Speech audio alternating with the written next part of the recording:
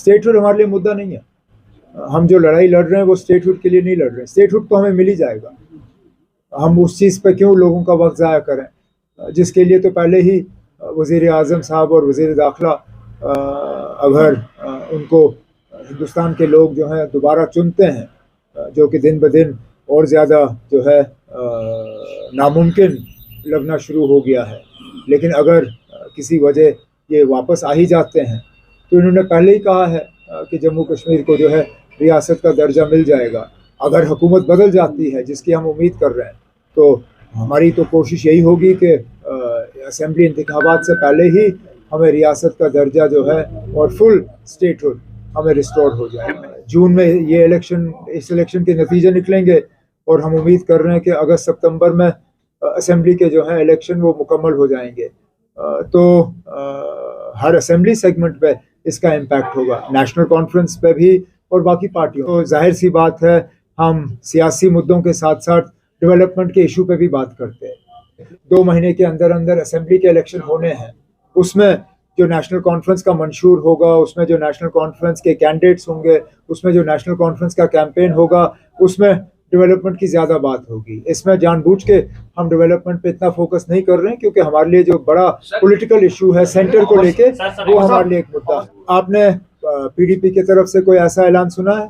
मैंने तो इनका ऑपोजिट सुना है। मुझे तो खबर आई, उन्होंने तो साफ तौर पे कहा है कि ये गलत खबर फैलाई जा रही है और ये अफवाहों का जो है मतलब इसकी कोई बुनियाद नहीं है, और उनका अपना उम्मीदवार जो है मैदान में है और वो अपने उम्मीदवार को जितवाने के लिए आएंगे। मैंने यहाँ तक सुना है कि शायद पीडीपी के सदर महबूबा जी खुद यहाँ आ रही हैं 3 दिन का दौरा करने। तो अगर वो 3 दिन के लिए आ रही हैं तो वो अपने कैंडिडेट के लिए आ रही होंगी, वो इंजीनियर रशीद साहब के लिए थोड़ी ना आएंगे। मुझे मालूम नहीं अगर इंजीनियर रशीद साहब का कोई बेल का एप्लीकेशन पेंडिंग है या नहीं। अगर पेंडिंग है तो उस पर सुनवाई होनी चाहिए, और अगर सुनवाई हुई है तो उसका फैसला आना चाहिए। अगर उनका बेल का कोई एप्लीकेशन पेंडिंग नहीं है तो उनको बेल जो है उसके लिए अप्लाई करना चाहिए। लेकिन बड़ी बात यह है कि वो जेल में है क्यों? फिलहाल तो कोई, जहाँ तक मुझे मालूम है, उनके खिलाफ कोई चार्जेस फ्रेम नहीं हुए हैं। अदालत में केस पेश करना तो दूर की बात। तो अगर अभी और उनको जेल में अभी काफ़ी अरसा हुआ है, 2019 शायद उनको गिरफ्तार किया गया था जब हम थे, उसके बाद से लगातार वो जेल में ही है।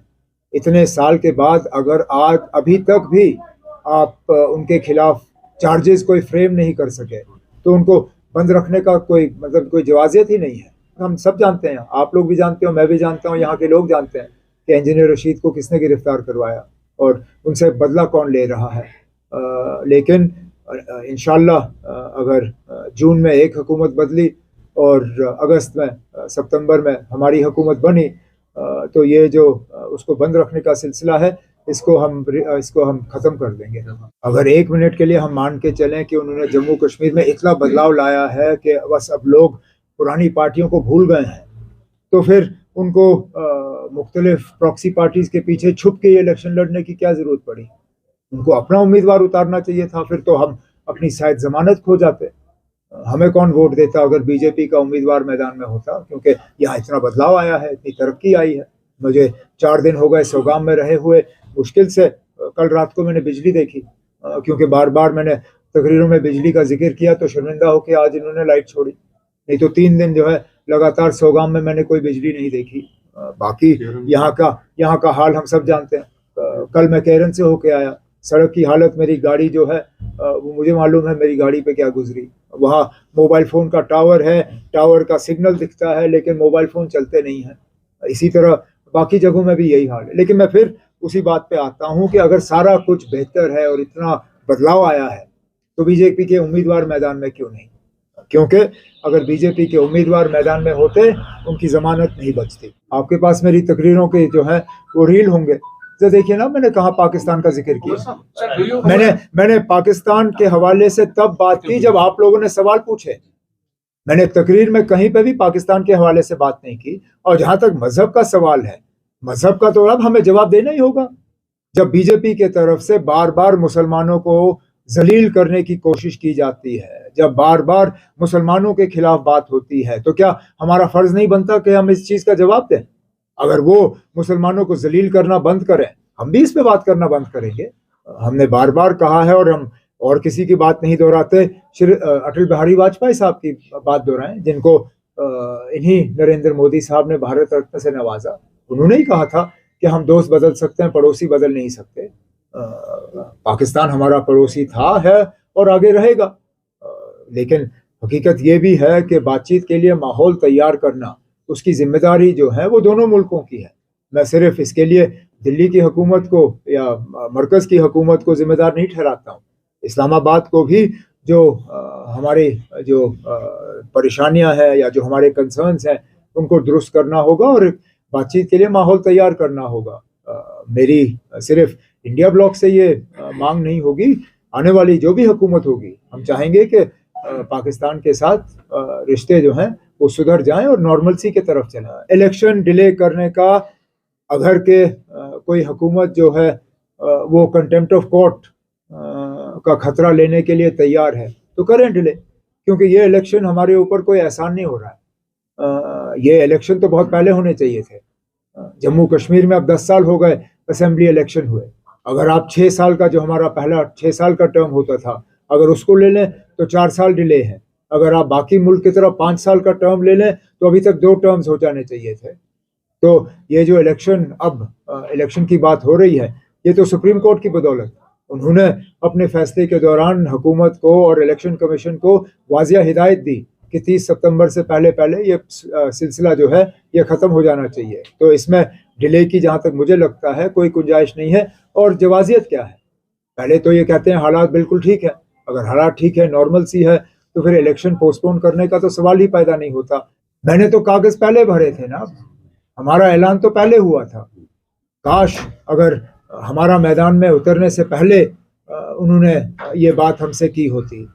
अब मैं खुलेआम कुछ चीज़ों का यहाँ जिक्र नहीं करना चाहता हूँ। इंजीनियर रशीद साहब के बेटे जानते हैं मेरा इशारा किस चीज़ के तरफ है।